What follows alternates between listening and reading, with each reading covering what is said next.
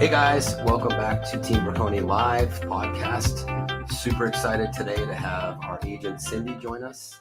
Thank you for coming, Cindi. Hello, thank you for having me. True success story on our team, and she's been on our team since 2017. 2020. She came to real estate in the industry in 2017, but she's been a casting director for 30 years, which we'll talk about some of those parallels and how that's helped you with the real estate industry itself. But if you want to give just a brief introduction of yourself, anything that you want to say. Well, I grew up in the entertainment industry, and I've been, like you said, I was casting for 30 years. At that point, it was 25 years. And, I was on my own for 15 of those years.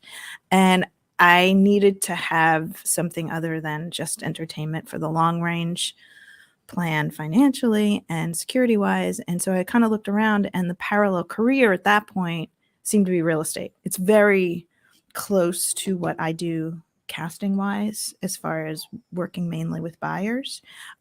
It's the same as my very first manager, who actually talked me into going to you, said, it's the same toolkit.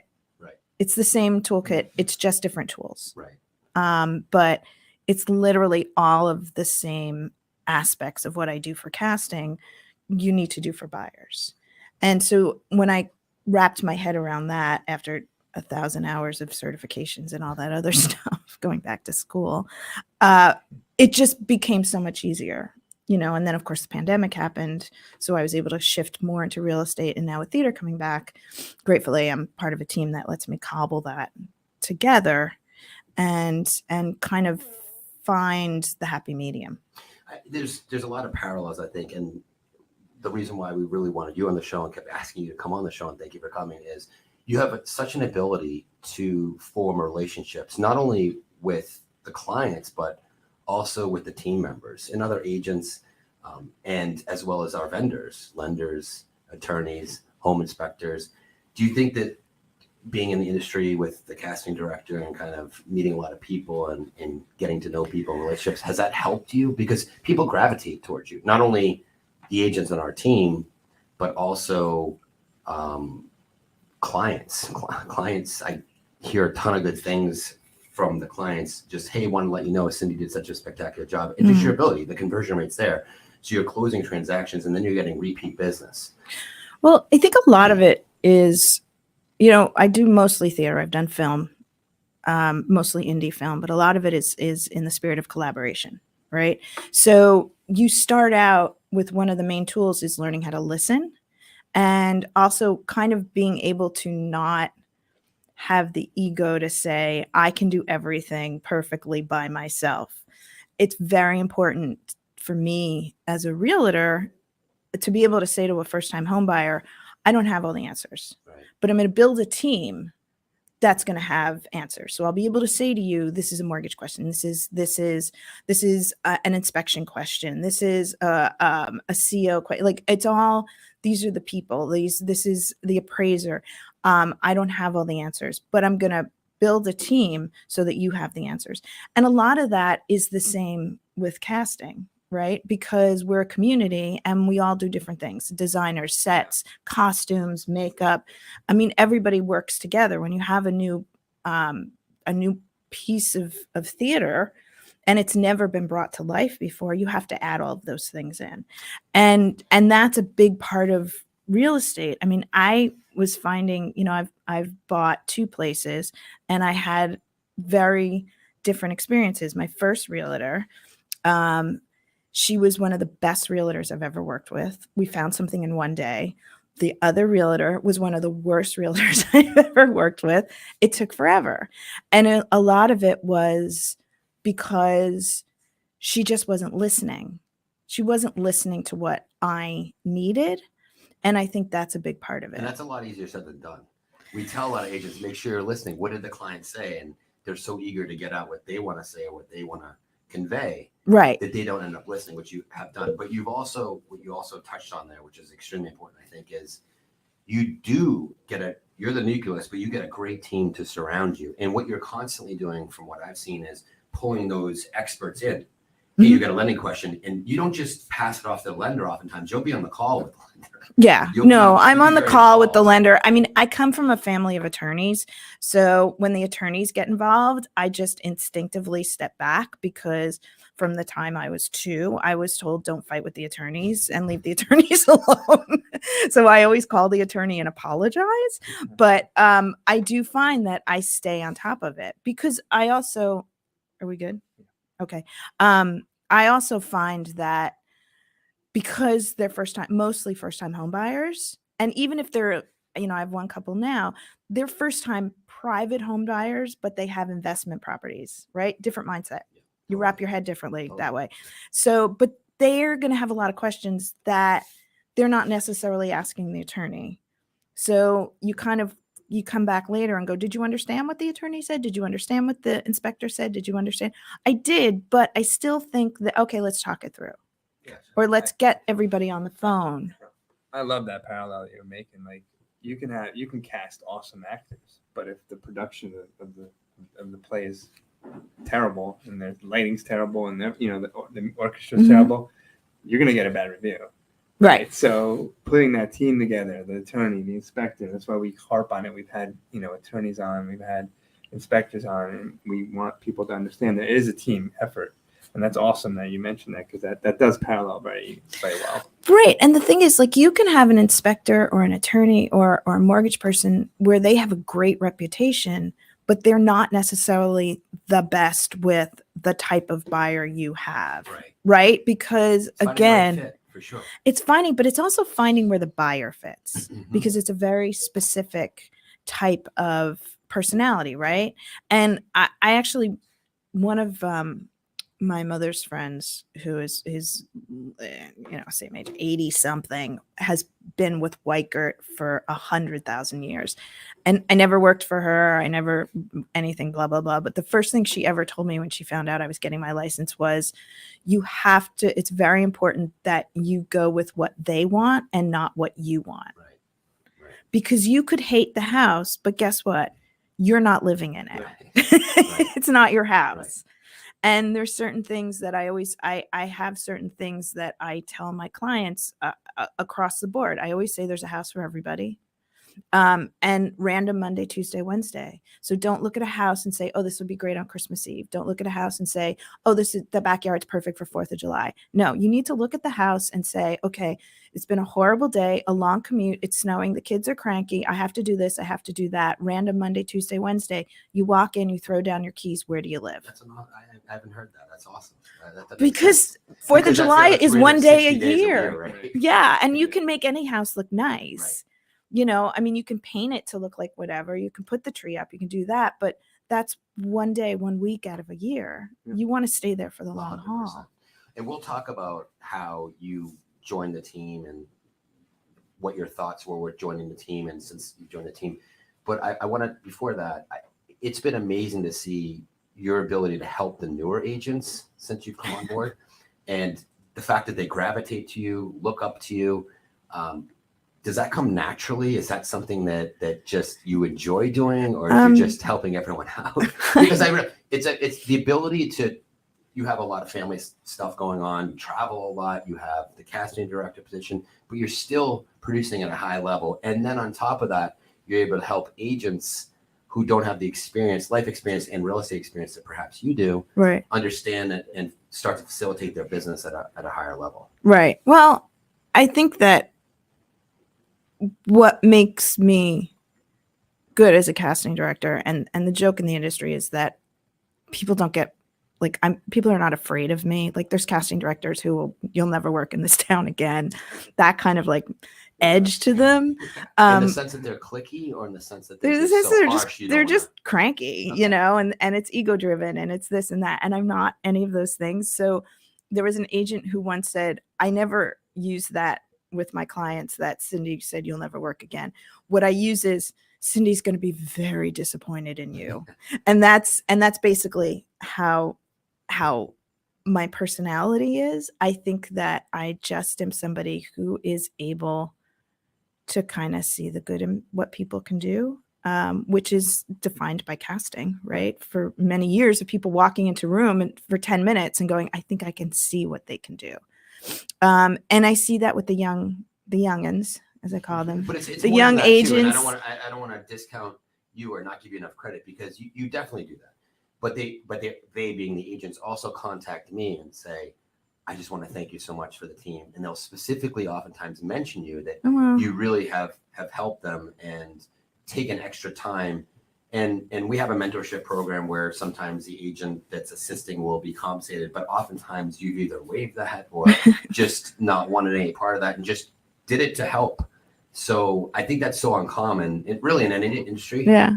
But in our industry, It's so uncommon. It's no one it's wants to so help anyone, right? funny. So- Like, I just feel that way with real estate, because I come from a huge community that was, destroyed in the pandemic. We were destroyed, and and so we're all kind of disconnected.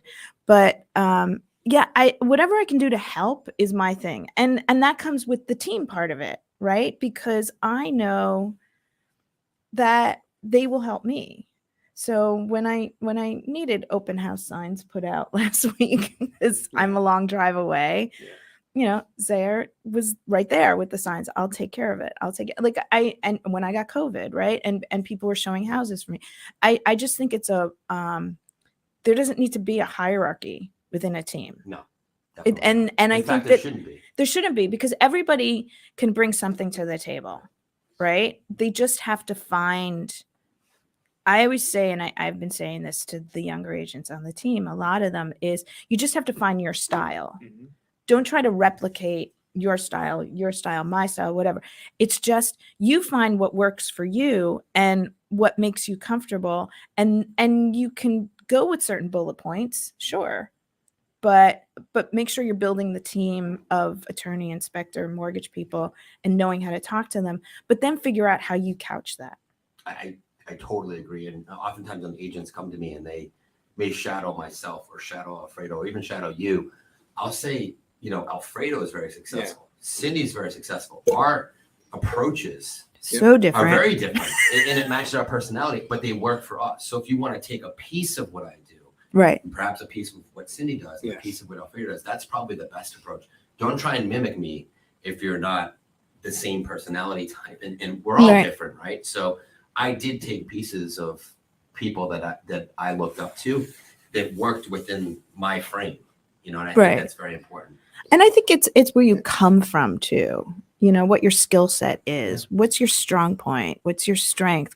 Knowing what your strength is, knowing what it's. My father used to say it's just as important to know what you don't want as what you do want.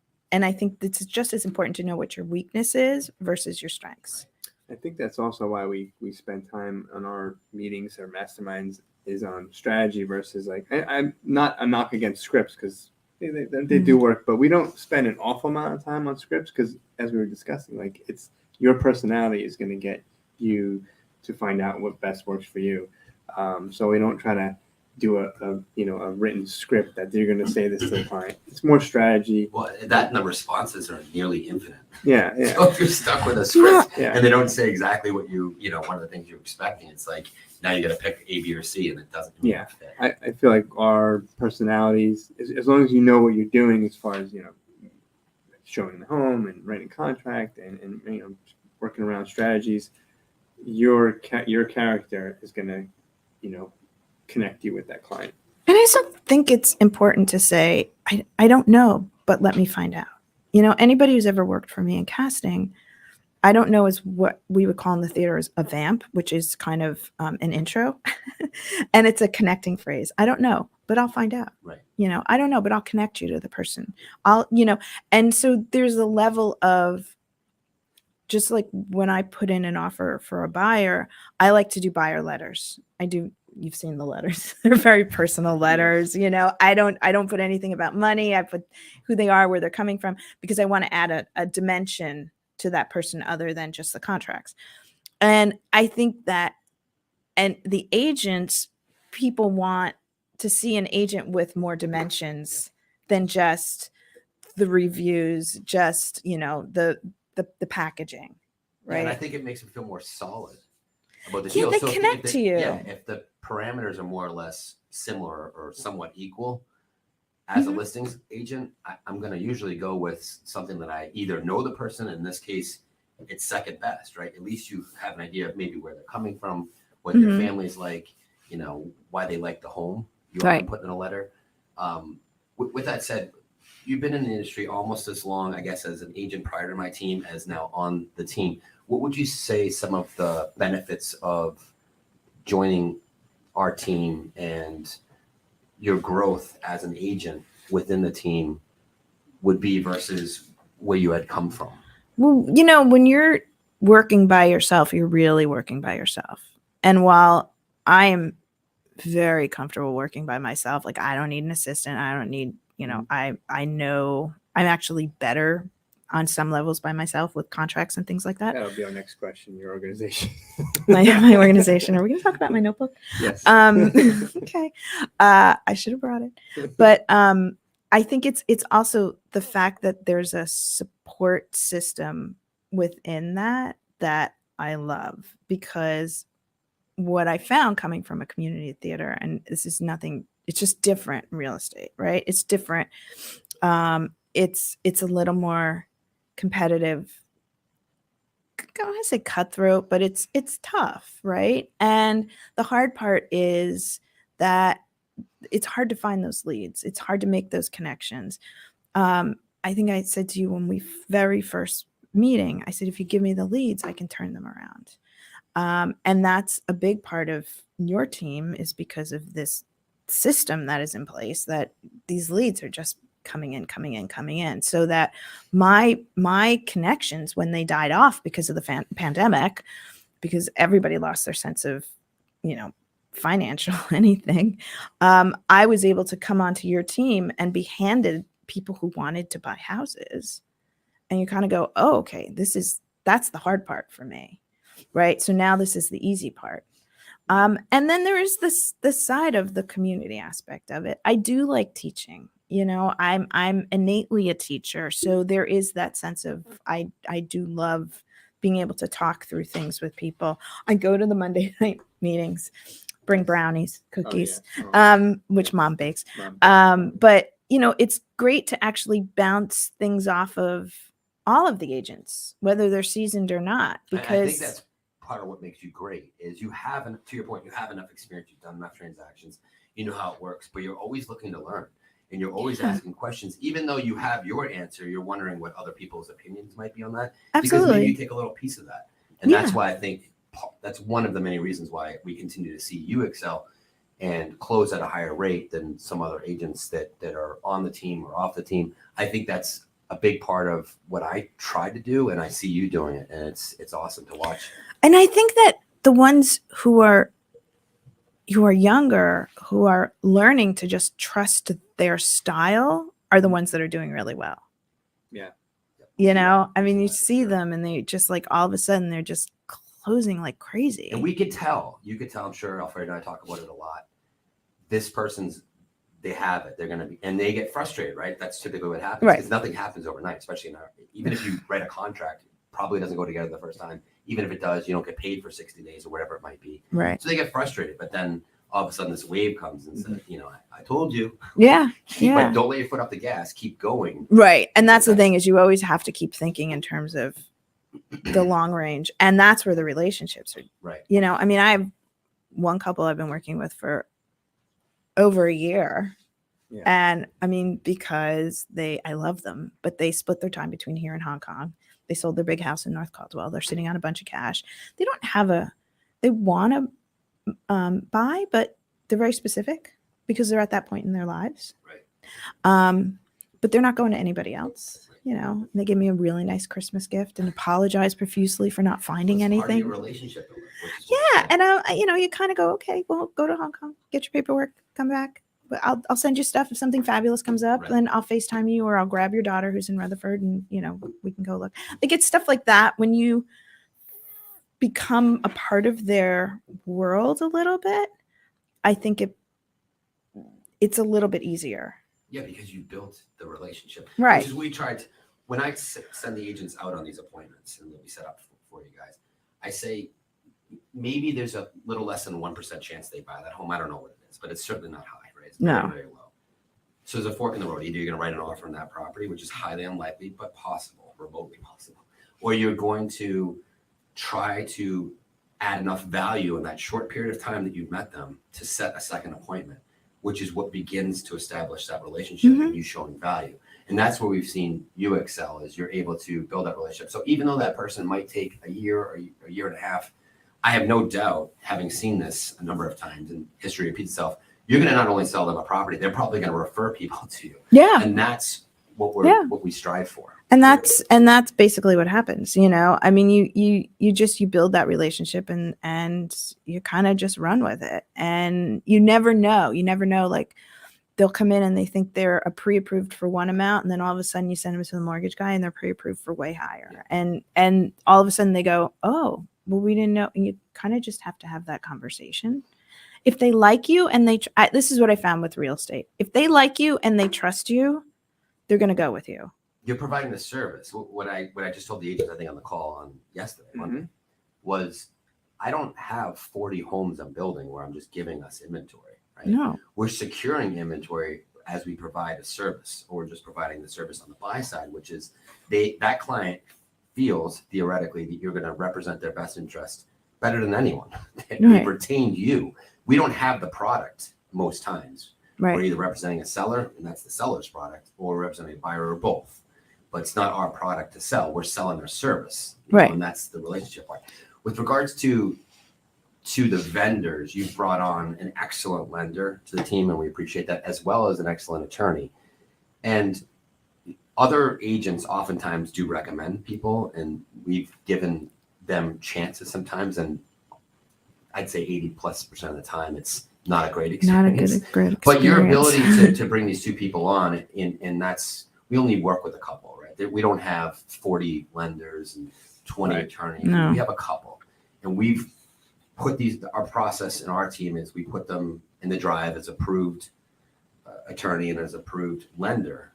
And we thank you for that, because they're both approved and we've been using them for a period of time. So all that said, the question leads up to how have you had the ability, which I find rare, that was one of the hardest things when I started out, was I was losing transactions. And then as I looked back and having more experience, a lot of it was I didn't have relationships with an attorney. I didn't have relationships with a lender, home inspector. So I worked so hard to get these deals in attorney review, maybe under contract, that they weren't killed by the attorney prior, and then they dissipate. I think I lost 6 or 7 deals off the bat. But you, at a very earlier stage in your career, because you brought these people over, had an ability to not only create a relationship, but judge. Yeah. I shouldn't say judge, but had the ability the forthright to look through and say, this person's going to be a really good fit to represent my clients fairly and still be able to close transactions for us. Right. Well, I think you have to stay on. I mean, you just have to have an open line of communication. I feel like the people I have tried and not used again were because either they shut me down, or more importantly, shut the client down. And that's unacceptable. Right. That's unacceptable. I mean, if you can hate realtors all you want, I'm okay with that. I don't care. I'm not in it to make friends. But if you're shutting down your own client, because say what you want, the buyer's your client, they're paying your bills. So if you're shutting them down, then obviously you have other fish to fry, and I'm good with that. We'll just move on. I find that what I do like about, I have my inspector that I use, and I have my attorney that I use, and my mortgage guys. They're all kind of on the 24/7, right? Available. Yeah. There's none of that. Oh, it's 5:00 on a Friday. We're out. Or, oh, you're putting in an offer. I had one crazy, first time home buyers who walked into the open house, and I met them on a Sunday. I showed them something on a Friday. We put in an offer the following Sunday. It was accepted Sunday afternoon. Their heads were spinning because they didn't have a mortgage. I at that point had gotten them pre-approved with one of our mortgage guys, but I said to them, we have to go into attorney review tomorrow. And it was Sunday. And they said, we don't have an attorney. Texted the attorney. who we know and love, and said, we got an accepted offer. We have to go into attorney review tomorrow, and got an immediate email On a Sunday. on a Sunday night at 8:00. Right. Where are you guys at 11 a.m.? Boom. We were in attorney review. We were closed within 30 days because they used our mortgage guy. They brought in, our inspector. They had many, many questions because they were first-time home buyers. He sat with them. He went through everything with them. He did phone calls afterwards. He did emails afterwards, like above and beyond 24/7. And I think you're able to convey to the client that there's no monetary incentive clearly for you to do any of this. No. But you're giving them, you're in the industry, so you have the ability and you've had the experience to work with a multitude of people. And here's who I found to be best for you. And like Right. you said, it has to match. And there's hard conversations, right? So you say, okay, I know you don't like those cabinets, but you're not going to get a credit because you don't like their taste in cabinets, or your colors. Yeah. I mean, we can't do that, but this is what we can do. And this is what we're doing. And you start. We're doing that right now. Doing that right now, you and I we're on opposite sides of the table. Oh my gosh. But we each have our preferred attorneys, which is even funnier. But I think that I lost my train of thought. I think that it's just important, even from the beginning, to set expectations, because it's still a competitive market. Right? I mean, mortgage rates are high, less people are buying, but less people are selling. A lot of inventory, not a lot of inventory. I was actually just talking to a realtor who's in Westchester on the way over, and who's a friend, and we were talking. She's like, we're in the same boat. We're all in the same boat. You're seeing stuff on a Saturday, and best and final is Tuesday. And if you're a first-time home buyer, you're never prepared for how quickly that moves. Right. I've had many attorneys say, and it's true to an extent, but it's not an emergency, right? So it'll be during the week. It's never my weekend, but it'll be a Tuesday, and I'll email them again Wednesday. If I don't hear back, email them again, maybe Wednesday night or Thursday. You got to be patient. This isn't an emergency. But time kills deals. And especially if it's a first-time buyer or an emotional buyer or seller, which rightfully so, they're emotional. It's a huge asset. If they're uncertain of something, or an answer could be given to them that would appease them, and they just don't know, right? They want to hear from the attorney that this is okay. The longer that stews, the more upset people get. And then in my experience, there's sometimes a point of no return. So if the attorney doesn't get back day 1, day 2, day 3, all of a sudden, what wouldn't have been a big deal at all if we got an answer in an hour, is a huge problem, because they've been sleeping on it overnight, and now they've kind of emotionally detached from the property based on not having an answer that maybe has no reason to kill the deal. Well, I'm sure you've had that with agents on the other side. If an agent doesn't respond, if you're asking questions, and they don't respond, or let the attorney handle it. We get that a lot. Well, I mean, look, I'm scared of attorneys because I grew up around them. But I do feel like the attorneys need to handle things because legal matters. Yes. But I'm talking about like little discussions within. I did with you yesterday, right? I called you. Right. We could send the attorney letters, but ask your client what they think of this. Right. Let the attorney handle it. Right. Well, can you just ask your client? And then if it's great, then we're figuring it out. Yeah.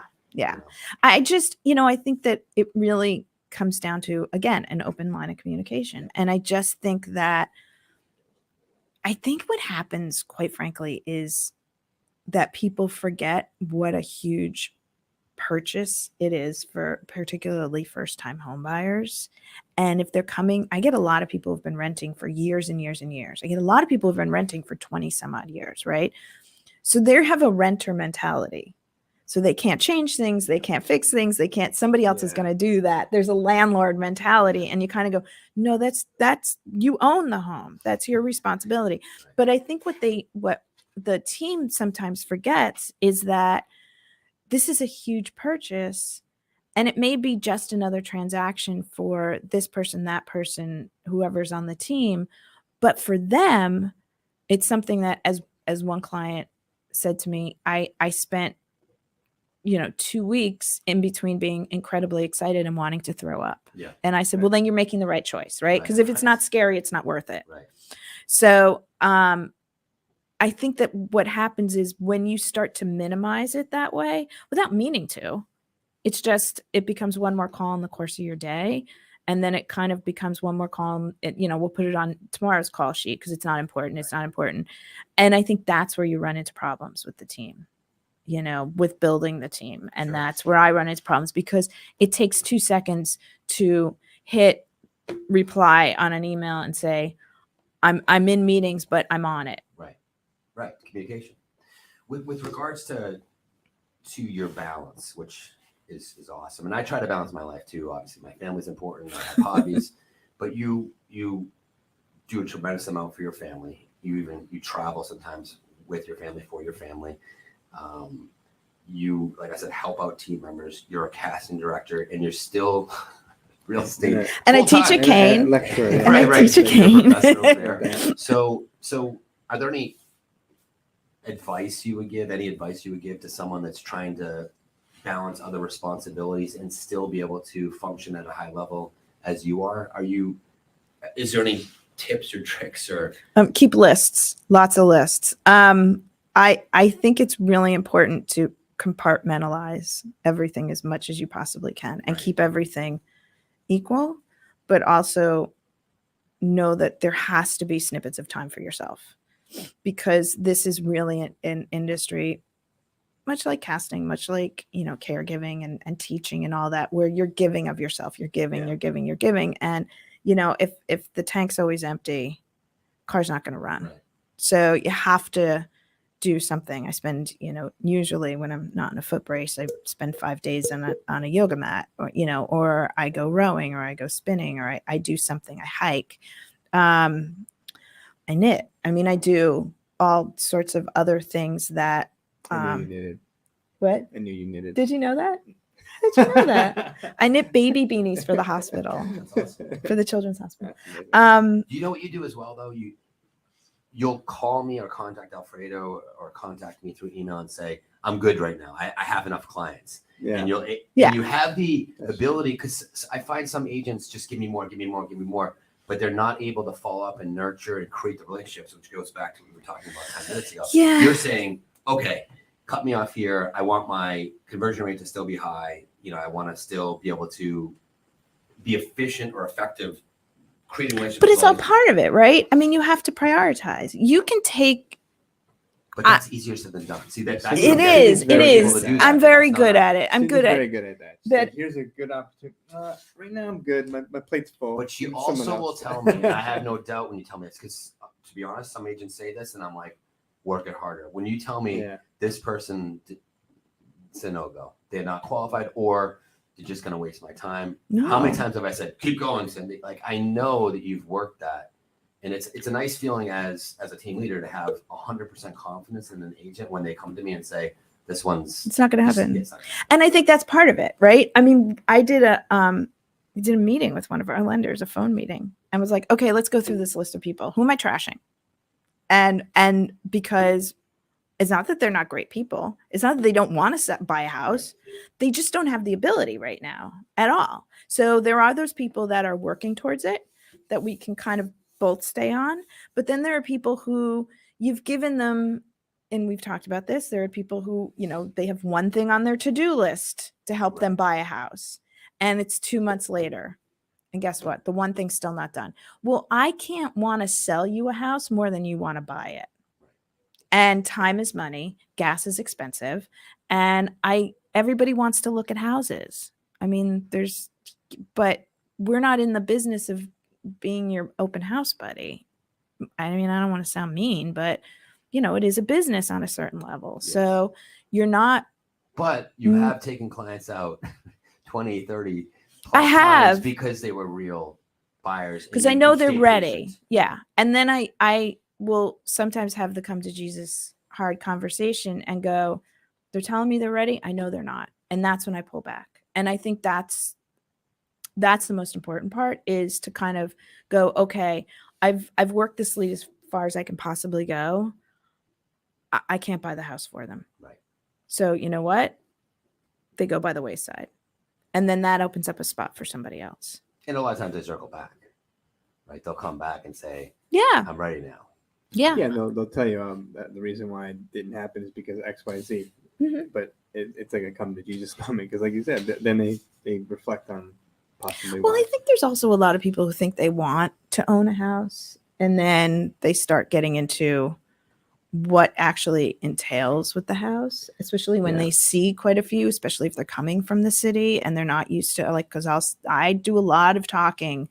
Tell me about your lifestyle. Tell me about, because I work with a lot of entertainment industry people and who want to come out to New Jersey, but they don't do what I would call civilian commutes, right? I mean, you start work at 10, you could go until 7 or 8. Well, you need at least 1 or 2 escape hatches out of the city.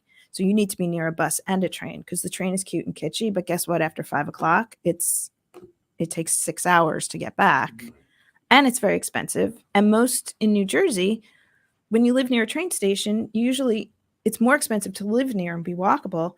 But most train stations, the parking permits are a 3. Montclair at one point was like 6 years wait list, and it's $500 a year. And it's got 5 train stations. So it's finding their lives. And I think a lot of people, when they come out, don't realize all of that. And then you start to see the glimmer start to go from their eyes, and they're like, no, we want to buy a house. No, we want to buy a house. And you're like, no, you really don't. But One of the questions I've got actually 3 or 4 times in the last month alone, and I want your opinions because you've both been in the industry a while now, but with how do I have longevity? How have I been able to produce at a high level for such a long time? Because when I started, and even 10 years into it, I knew who the producers were at that time. And the vast majority are either completely done, gone, or doing minimal business, and they're happy with that at this point. So when people would ask me that, I was thinking like, yeah, it has been a while. How am I continuing to function at this level? And to me, I look at each year, each month, each transaction as a challenge, and it's unique. So to me, it's a new opportunity to build relationships. It's a new opportunity to make someone happy with the transaction, and I find it gratifying. But also starting the team, I was able to help instill that into agents and see them grow and flourish, which is even more rewarding, truthfully, because I see someone that either struggled at a different company or struggling, but I was like, they could do it. I mean, look at Alfredo or Jeff, some of the guys that have been with me a long time and where they came from and where they are now. To see that actually occur and know that I was some part of that, right. It's really gratifying. And then I think the third thing was for me, and you do this very well. You just spoke about yoga, but I balance my life. I do obviously jiu-jitsu and I work out in the gym, and I spend a lot of time with my family. And I think that refreshes me to be not only a better team leader and agent person, but also person, right? A human. To be better with my kids, to be better with my wife, to be better with my friends.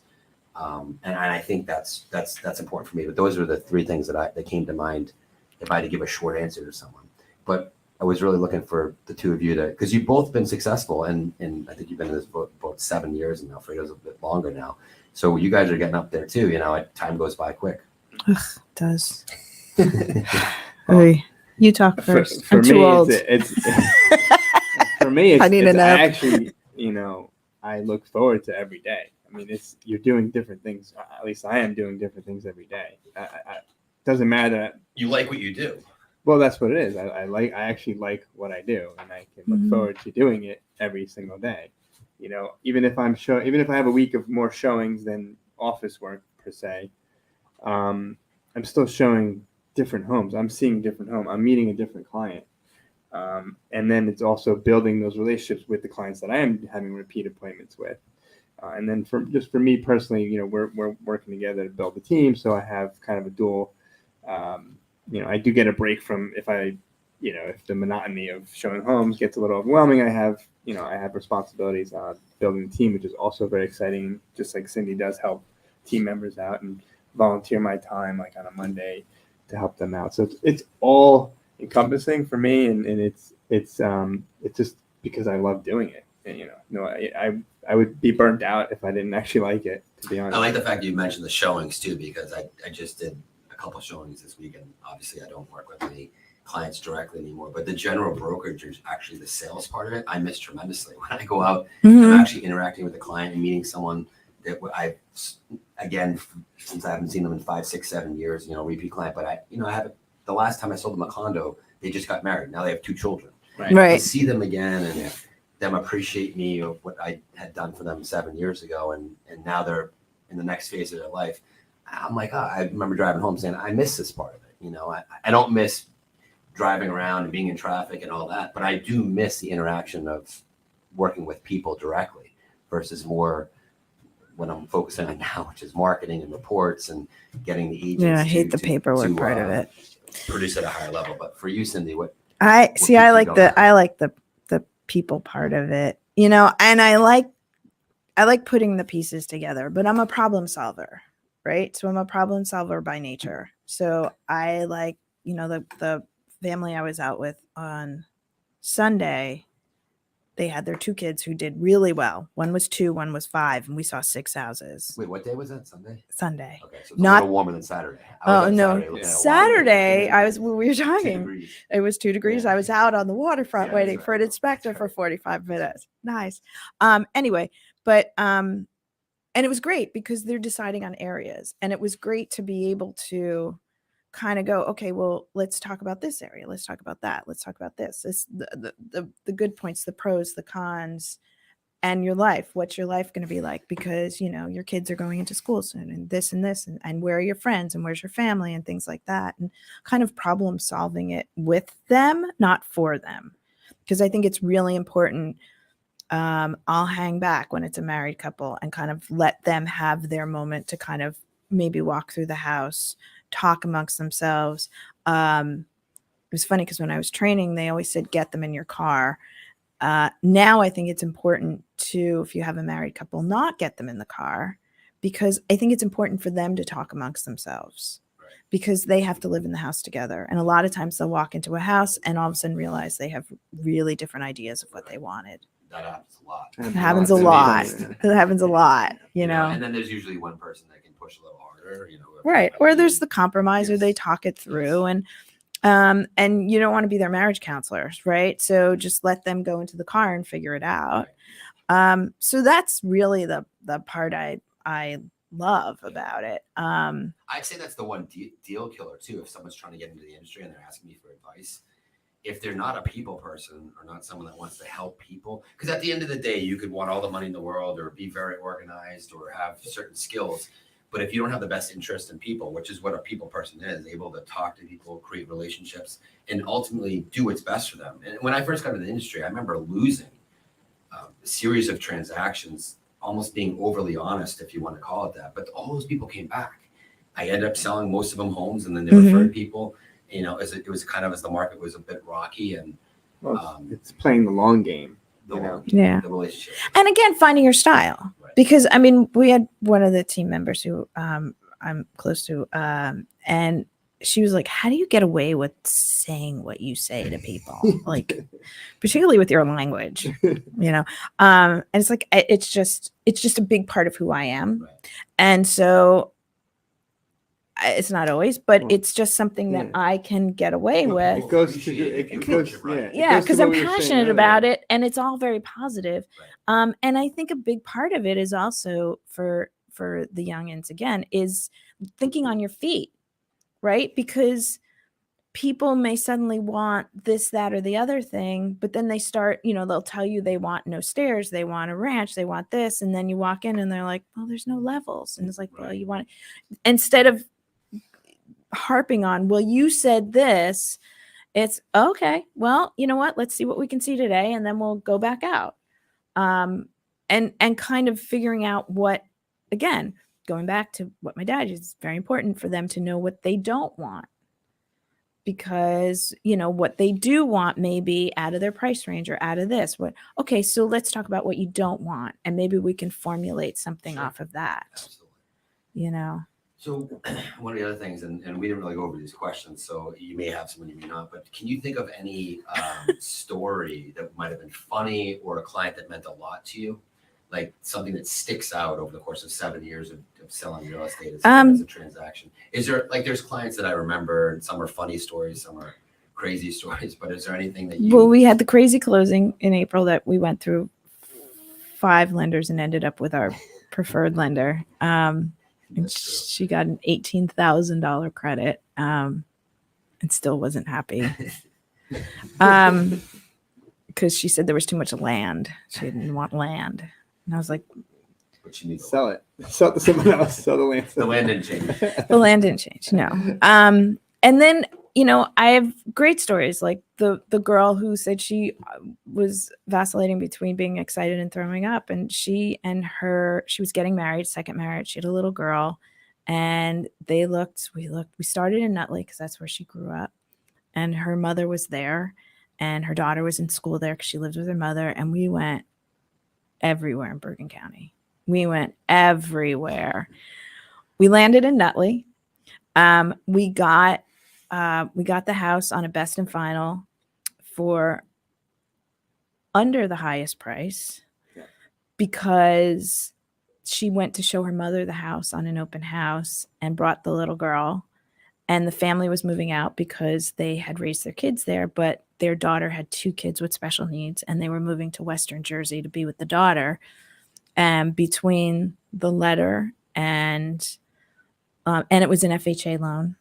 So there was a whole, still got it. Amazing. I mean, there was a long email from our mortgage guys, another mortgage guy that who's not on our vendor list, who should be actually, but he went to bat with a long email about the stigma of an FHA loan and how it shouldn't be. And this is what this, and this is this.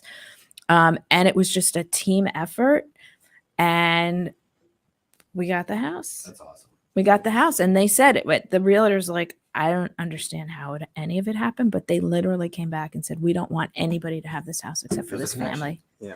Yeah. And they left a bottle of champagne and some toys for the little girl. And I show up. I always, for every closing, bring a bottle of champagne and I put it in the refrigerator and say, this is for your first night in the house. That encapsulates the whole conversation we had. It's the building the team. Yeah. It's the relationship. I will tell you, I had the team of the couple that are designers who the first night they were in the house, they were tearing apart the house, and they drunk texted me because they had opened the bottle of champagne to show me how they ripped apart the ceiling. And what they did with the house was amazing because they're set designers, right? So actually they help Bob from Cross Country with his house and the Christmas decorations and everything. But they were like, we're putting your champagne to use. See, the ceiling's gone. And I'm like, oh, geez, you guys, like, we're done now. But we're not, because they send me 3 other people. No, And that's the thing is like, you're not done. Right. And that's the nice part. The transaction is closed. The transaction is closed, right? But the relationship lives on. And I think that's part of it. But again, it's a lot of kind of thinking on your feet and just being who you are. Right. Absolutely. Well, thank you. Yeah. Oh my gosh. That Thank was you for having amazing. me. Cindy Rush on the team, one of the top producers. Not- appreciate her so Not much. one curse word No. in No, it's good. like We're good to go. 20 minutes. For more information at That's actually Braconi 50 or minutes. at Team Braconi. Yeah. Any final words? We did have some comments, some praise for Cindy. And Oh, who's so commenting? We have some comments on the. Oh, Bob McFetcher. I love the concierge service on the team, and then some love for you directly. So there Oh, you go. Cindy is excellent. amazing. We appreciate you, Cindy. Thanks Oh, for coming on. awesome. All right. Well, thank you. We'll have you again. All right. Everyone. Thank Okay. Have you. a great day. Bye. How's that? Oh, great.